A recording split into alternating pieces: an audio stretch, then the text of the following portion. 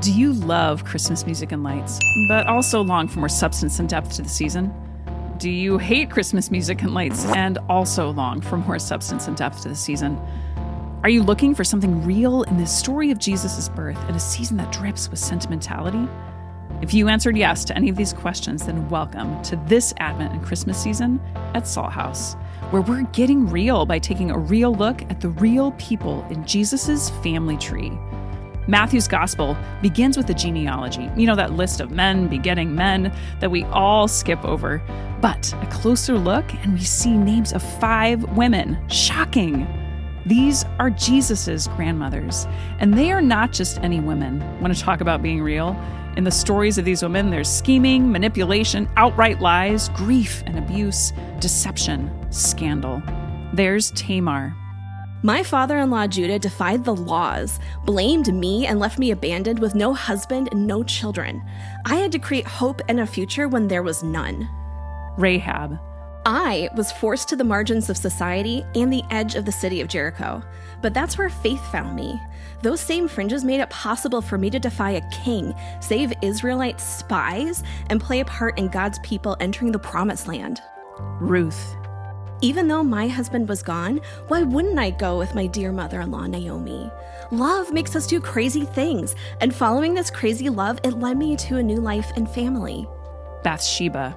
What power does a woman have against a king? A king! King David used me. But God then invited me to be part of a bigger story. And lastly, Mary. I was all the wrong things. Pregnant, betrothed but not married. Yeah, I may have found favor with God, but all I experienced was the disfavor of my people. Surprisingly, I treasured it all and pondered, could this change the world? Yes, this real Advent and Christmas, we dive into the scandals of the real grandmothers of Jesus, the women who made the way for the Messiah. With these women, we encounter complicated moral and spiritual questions that reflect the complexity of our real lives now that don't lend themselves to sweet, warm, Christmassy reflections. We'll find substance and depth as their humanity connects with ours, and we'll be astounded by the beautiful messiness that God, our divine creator, would actually become human for us in Jesus. So in the midst of all this real complexity for these women and for us, we'll await the encounter of our Emmanuel, our God with us. 'Tis the season for a real Advent and Christmas with the real grandmothers of Jesus. When we talk of Advent, we're speaking the language of waiting. These 4 Sundays spanning our journey to Christmas, we submerge ourselves in this season of waiting. So real talk, do you like waiting? You're in line, in traffic, to hear back from your doctor for Taylor Swift tickets? Yes. So most of the time, waiting is not something we would choose, and yet it is so much a part of our lives, right? Which is why in Advent, we practice waiting, where we dwell in the tension between believing in the goodness that is to come and also naming the grief and heartache of our present moment. That is to wait with hope. Yes, it's what we just named as we lit our first Advent candle a moment ago. Hope is a feeling of expectation and desire for a certain thing to happen, to dare to see what might be, which requires us to acknowledge how things are not the way that we want them to be right now. And until they are the way that we want them to be, we wait. We wait. So my friends, Advent then asks of us, what are you waiting for? I'm waiting for my mic to stop making funny noises. Yeah. Yeah. What are you waiting for is the question that Advent asks of us. And to dare to let hope be a part of then that waiting that we are in, daring to imagine a different future as we wait. So please keep asking these questions of yourself today in this moment. What are you waiting for? What are you hoping for in your life right now as it is? Not last year, not last week, but right now. What are you waiting for? So let that answer just be with you and continue to rise up in you and hold that close as we share in this time. because this Advent we are getting real. Did you know that in this lineage, in the genealogy in Matthew's gospel, that there are these 5 women named Jesus' real grandmothers listed there at the beginning of Matthew's gospel? Did you know that? Yeah, it's pretty sweet. And digging into those stories a bit, whoa, so scandalous. Which is actually, at times, it's hard to hear, but also it's so liberating for us as we are also people who have these messy lives too. And the first grandmother on the list is our grandma for today, and this is Tamar. Are you ready to get to know Grandma Tamar? Yeah, let's do it. So, I would not be surprised if you know little to nothing about Tamar, because Tamar's story, it's in Genesis 38. It's one that most preachers kind of skip over, like parents, if they're reading it out of the Bible, like to their children, like, ooh, we'll just turn a few pages past that one, Which is why it's really good for us to make time to get to know Grandma Tamar, this grandmother of Jesus, the scandal that surrounds her, and how her strength and courage and just the messy reality of her life, how it connects to the birth of Jesus, and how it connects to our lives now. Because Tamar did some waiting. Tamar did some hoping. And I hope that we can find a good word for us as God's people who begin this Advent journey of waiting together. So you game for some scandal? Right. Yeah, you good? So like any good scandalous story, there's a good number of people involved.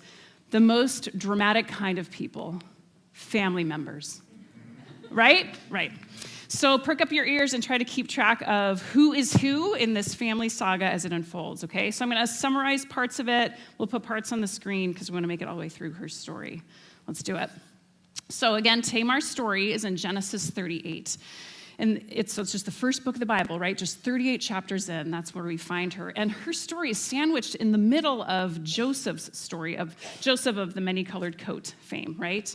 So right before, in Genesis 37, Joseph is sold into slavery by his brothers. And then right after Tamar's story, in Genesis 39, that's Joseph's encounter with Potiphar's wife.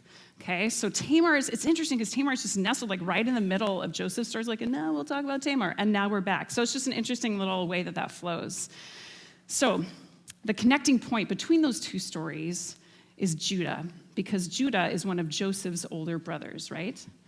So when our story starts, Judah has left the family, so left his father Jacob's house, and has put down his roots elsewhere, marrying a Canaanite woman, Shua, who bears him 3 sons. So there's Judah and Shua, okay, married, and they have 3 sons, Onan, and Shelah. I know, baby name possibilities are like huge in this one, right? So Judah arranges for Tamar to marry his oldest son, So Tamar is then Judah's daughter-in-law. Tracking? Family, married in, okay? And, but the text says, was wicked in the Lord's sight, so the Lord put him to death. So that's before any children were born. So Tamar is now a widow without children. Now, according to Near Eastern law and custom, the next born son is obligated then to marry the widow and serve as a surrogate so that she can have an heir. So that's just the law. That's the way it is. So Judah then naturally instructs his second son, Onan, to sleep with Tamar and fulfill this obligation. So Onan doesn't want to complete his role in that, which God is really ticked about. So Onan also dies at the hand of the Lord. So that's right. 2 of the 3 sons are now dead after sleeping with Tamar. Now, Judah has one more son, that's third son, Shelah, but he's too young to marry. And Judah himself could serve as the surrogate as well.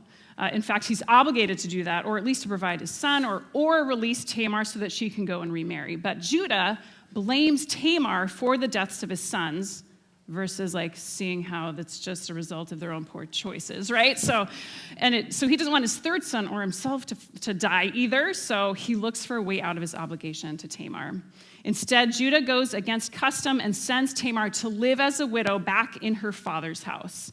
Judah says, okay, you can marry my third son when he comes of age. So Tamar heads back home, but unlike other widows, he hasn't released her, and she can't remarry and must stay chaste or be put to death as she waits for Judah to keep his word. So you're feeling the drama building, right? You're in it, right? 2 sons dead, and the widow has been sent away and not provided for, but we're just getting started. So here's where things get really spicy, like the scandal dial gets cranked way up from our Western perspective. So let's see what happens. We're starting in verse 12. After a long time, Judah's wife Shua died.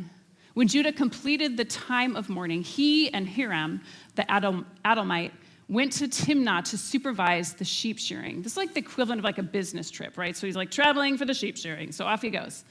When Tamar learned that her father-in-law was visiting the sheep shearing, she removed her widow's clothes, covered her face with a veil, and sat down at the entrance to Enaim, 2 wells, which is on the road to Timnah. She did this because even though Shelah was now grown, she had not been allowed to marry him. I know. So Judah has not kept his word and sent for Tamar.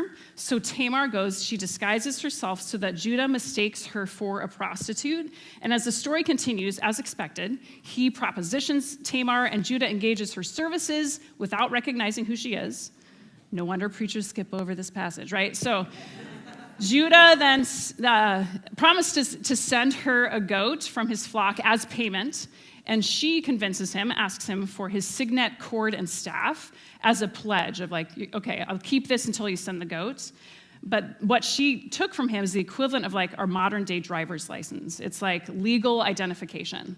So Tamar holds onto it for insurance. But when Judah tries to send Tamar that payment of a goat, nobody can find this mysterious prostitute, so Judah isn't able to retrieve his signet cord and staff, which we know in a scandalous story like this, that just might come back to bite Judah, right? So we read on Genesis 38, verse 24. About 3 months later, Judah was told, Tamar, your daughter-in-law, has played the wanton. She's pregnant. Judah said, bring her out. Let her be burned to death. As Tamar was being brought out, she sent a message to Judah. I am pregnant by the man who owns these. She said, take note, please, who owns this seal, cord, and staff. Dun, dun, dun.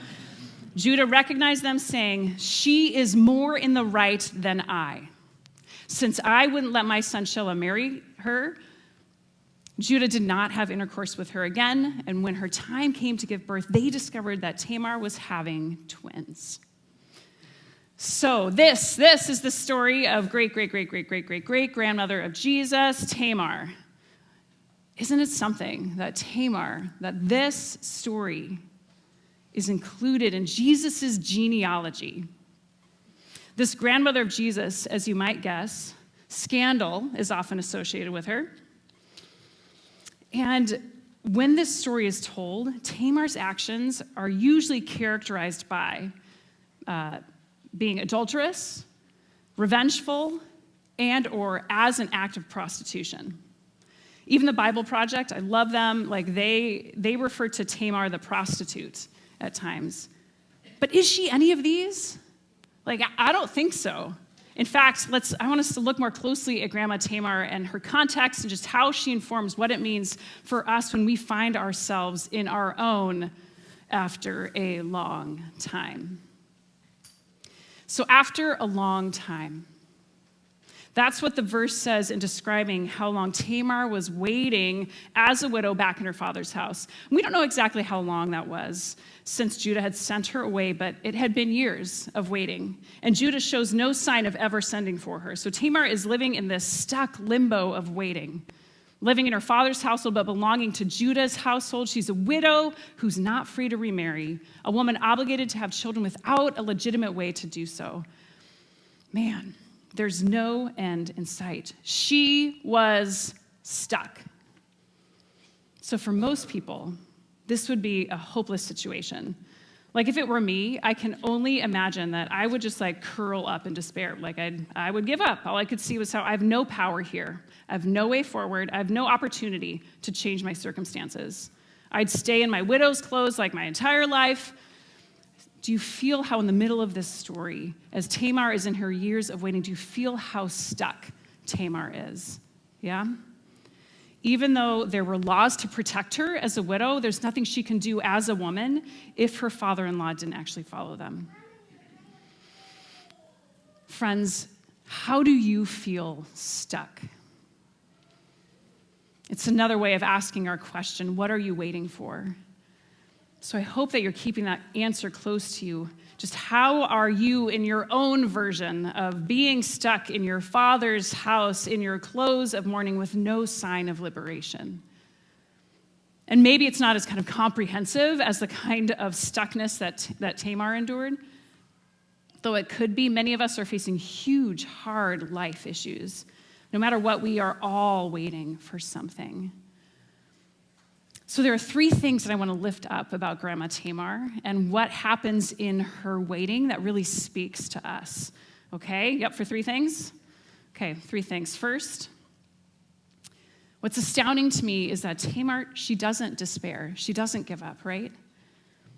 How do we know that she doesn't? Well, she dares to hope, and we see that hope in seeing her dare to dream and see what could be. So daring to hope, Tamar sees she actually has a choice. She could just submit to Judah's decision, or she could come up with a way to conceive within his family still, even now. And so, because of that, a different, new hope emerges. So this is the first thing. Tamar shows us how hope is a moving target. Hope, again, is that desire for a certain thing to happen, but that certain thing, like what it is that we're kind of aiming for, can change. And it does change as we live through the waiting, as what we hope for may no longer be possible. If you've ever lived through a long season of waiting, especially when it really matters, then you know that hope is a moving target. That's just true for so many of us right now. I think of, just in our midst, I think of Kevin and Marianne as we hope for the efficacy of their cancer treatments right now. What they hope for and what we pray for them, that shifts every week for anyone facing cancer. It's just a moving target, right? I think of the parents in our community with our kids, like what we hope for our kids, that is such a moving target. Think of for all of us with our body, with its mental and physical needs and challenges, that is a moving target of hope. For our relationships, finding a partner, how we live with our partner, seeking acceptance and connection with family, friendships, all of that is just moving target. And the moving target just for all of us as we head into the most wonderful time of the year, right? But it just brings out too, as we see how things are different than we had hoped for in any number of ways. After a long time. Like Tamar, we all hit these seasons of a long time, so knowing that hope is a moving target and that we are in the most wonderful time of the year, this is such a great moment for us to step back and look at ourselves and look at our lives, especially in the ways we are waiting and hoping and longing, and ask, is there a reset needed for our hope? A new target to adjust course? Is there a new hope that can be born in any despair that we may be feeling? Because the story of God is really clear about this, that despair is never where it ends. We will land there in despair again and again, and so often that has happened for us in recent years. But Grandma Tamar and the story of Jesus as our Emmanuel point for us just toward just how hope is so born out of despair, out of what seems impossible. We don't have to stay stuck. Our new hope, it's tricky because it may not feel like something bigger and better, right, that we're shifting into. It may not be an upgrade. It can feel like a downgrade. It can feel smaller as we adjust our hope. And I just want to say that that's okay. Even as it's hard, it is still a hope for a future. So my friends, what is your new hope? So friends, just let that land in you, in what you wait for. Like, are you stuck? And is it time to envision a new hope? And if so, begin just to ask, like, what is that new hope? Like, what's that new target? And as new hope forms in us, then the next question that arises, is there a need to take action? Like, that's the second thing about Grandma Tamar. This woman was stuck. Then she finds a new hope in her waiting. And then she gets to it, right? She takes action. Just look at all that she does. When Tamar learns that Judah is headed on this business trip for the sheep shearing, Tamar comes up with a plan to get him to sleep with her in the hopes of getting pregnant. Again, remember that when we read this through the lens of the time and place, how this is not as cringy as we think of it today. Judah, by providing a son for Tamar, this is like how she has a viable future. So Tamar, she puts on a veil so that Judah doesn't recognize her. She's stationed at the entrance to a town that she knows he's going to walk through. With the knowledge that she has, she sets the scene perfectly. And with this one act of intercourse, Tamar gains her ultimate goal. She becomes pregnant with twins. She likely even thought through the timing of her own fertility cycle.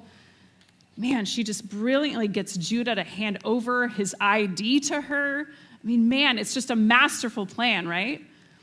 Everything about Tamar's actions are deliberate and wise. And in carrying out this plan, Tamar, she ends her own time of waiting. She ends her waiting. She gets herself unstuck. My friends, as new hope forms, what comes next, hope may ask us to get to it, to act. We often say it here that love is a verb, right? Love is put into action.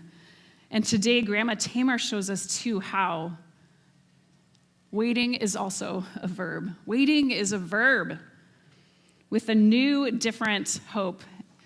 It's an active thing that we do, that hope will likely invite us into action to get unstuck. Advent reminds us of this every year. This Advent season of waiting does not mean a season of like passivity or powerlessness or despair. Every year we flip back to the prophet Isaiah and we hear the prophets cry to us as the prophet says, screen content, there it is, prepare the way of the Lord.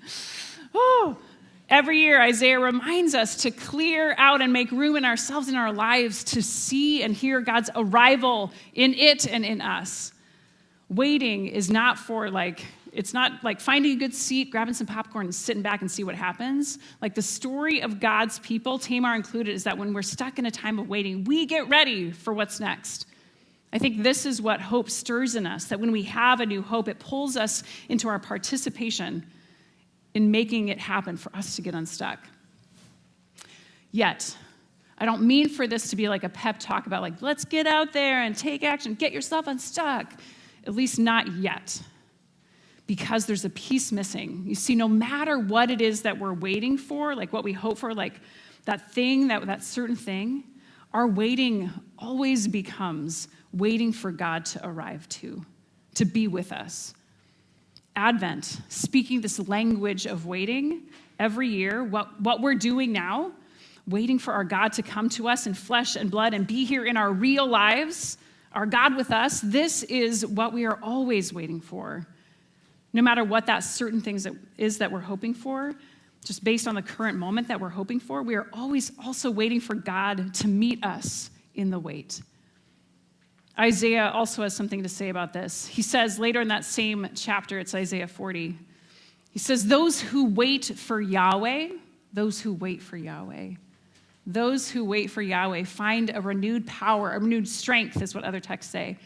They soar on eagle's wings. They run and don't get weary. They walk and never tire. You see, the promise is that those who wait on the Lord never wait alone, never wait or act with only their limited energy or ideas or resources. Tamar is listed in Matthew's gospel in Jesus' family tree because she shows us not just how remarkable she is, and she is, but this is also a story about how remarkable God is. This is a story of God's faithfulness, how God is with those who are stuck, those who the law have left behind, those who have lost and who grieve, those who are downhearted, those who have too many reasons to despair. Look what can happen even after a long time, is what the story says. Look what God can do. And Matthew is saying, not only does God find a way out, a way forward, a new life, but this is what the family of God is like and who is included in this family. The story of Grandma Tamar reveals how no matter how weary and done we feel, God does not grow weary or done. God is the source of that hope, even when we don't know what to hope for, God does not grow weary and will be the hope that we need. And that's the third and final thing from Grandma Tamar, showing us how God is our strength and hope. This is what happens in the waiting. So if you're feeling the exhaustion, if you're feeling the despair after a long time of waiting, of enduring, or failing or falling, or just feeling plain stuck in something, then this word is for you, that we wait on our God who will renew our strength. Mustering up hope, getting to it and taking action, all of that is fueled by our God. And like Tamar, we may find that getting unstuck might have even bigger repercussions. Another thing that's so astounding about Tamar's story, you see, Tamar made, her own hope, like within her own life, right? But she also made hope possible for the lineage of Jesus to even continue. Jesus was supposed to come from the line of Judah, and after and Onan died, without Tamar, that line would have ended. No line for Jesus. Tamar's unusual course of action just ensured that the continuation of that line from Judah, from which Jesus would come. And Jewish scholar Tikva Simone Freimer-Kensky, she writes this about it and about Tamar. She says, Tamar's boldness, initiative, and willingness to defy society's expectations have enabled God to provide Judah with 2 new sons, her twins, after the death of his 2 sons. By continuing to consider herself a member of Judah's family and insisting on securing her own future within its parameters, she has made it possible for that family to thrive and develop into a major tribe and eventually the Judean state. There's this change that happens in Judah. You hear it when he gives credit to Tamar in a culture that gives no credit to women, when Judah says, she is more in the right than I. Isn't that incredible? So Freimer-Kensky goes on and says, Tamar passes from the scene, but her impact continues. The woman who transformed the history of the kingdom of Judah also transformed Judah himself. The rest of Genesis shows him back in Jacob's family. He had betrayed Joseph out of jealousy, but he henceforth acts out of loyalty to his brother Benjamin and his father, and is willing to stand up to the Egyptians in order to ensure their safety. Do you see how there's this pivot point that happens also that Tamar is in Genesis 38 for the unfolding story of God? In daring to hope for herself, Tamar ensured that the house of Judah aligned once more with the movement of God through history. And get this too, Tamar's twins, the 2 boys, become, the new genealogical line, and they are even also named in Jesus' family tree. So Matthew's gospel that we're referring to this whole Advent, Matthew's gospel begins with this first part of the genealogy, where it says, this is the genealogy of Jesus the Messiah, the son of David, the son of Abraham. Abraham was the father of Isaac, Isaac the father of Jacob, Jacob the father of Judah and his brothers, Judah the father of Perez and Zerah, there they are, whose mother was Tamar. Isn't that something too? Which is why when people call what Grandma Tamar did adulterous, revengeful, and/or an act of prostitution, I'm like, no, there's so much more to the story. You guys, just listen to Judah. She is more in the right than I am. So my friends, did you get to know Grandma Tamar a little bit today? Yeah, this real, very real grandmother of Jesus. And in the scandal that surrounds her, do you see how her strength and courage and the messy reality of her life connects with the birth of Jesus and with our lives now? Because Tamar did some waiting, and Tamar did some hoping. And I hope that you heard a good word for us as God's people who begin this Advent journey of waiting together. So my friends, how are you stuck? What are you waiting for? What are you hoping for? May our very real Grandma Tamar be with you this week in your real life as you wait, as you find new hope, as you get to it, all sourced by the strength of our God who will find you in the waiting. Amen? Amen.